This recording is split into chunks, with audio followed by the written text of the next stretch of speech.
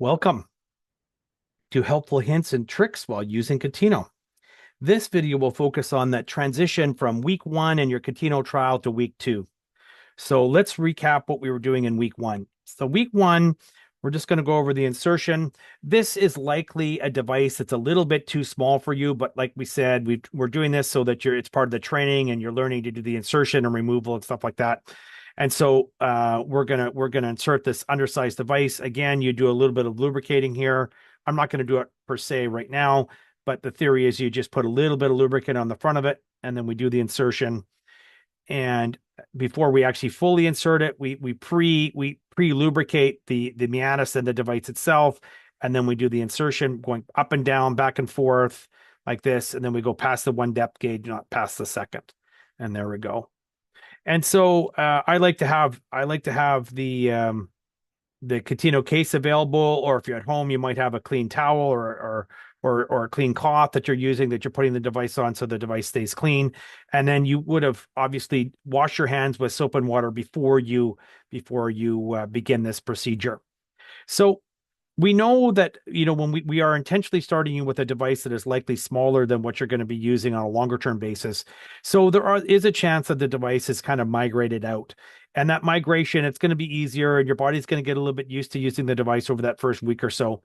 And so it's not unusual that you'll end up with the device actually even see how it's very close to the edge of the penis, and it's almost falling out. This does happen from time to time. It's not that big a deal. Unfortunately, it doesn't provide a very good seal when it's obviously within the head of the penis. The head of the penis is not very distensible tissue, and so we weren't able to create a great seal. But this is expected kind of in that first week, and as you're going through that progression and you're having comfort and you're doing more activity, then it is time to move up to a size, potentially after the first 4 or 5 days, maybe a little bit sooner depending on how you progressed. So we're now going to a larger size device here, and again, got the keyway up, have the inserting, the inserting tool with the channel up as well. You can see that I'm creating a very good connection there, and then I run my thumb up the device, and then I roll it over this edge to get a really good seal.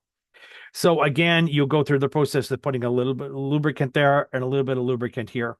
So what you should be experiencing as we do these insertions and it's well lubricated, there is going to be, you're going to start to feel some kind of friction as you're making the insertion that goes from this transition of the head of the penis into the glans penis. Okay.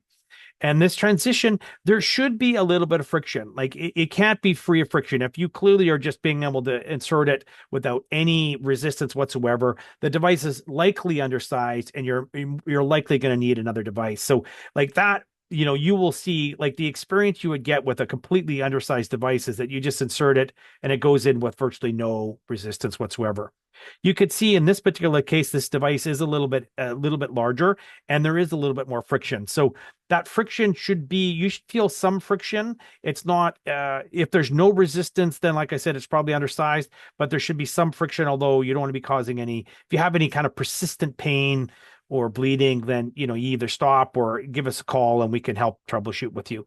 So that there should be, like I said, a little bit of friction, and again, unhook it and then remove it, put this on a clean area, and then figure out what, some guys actually pull it back a little bit, trying to get it to transition and set between the glans penis and the shaft, or the head of the penis and the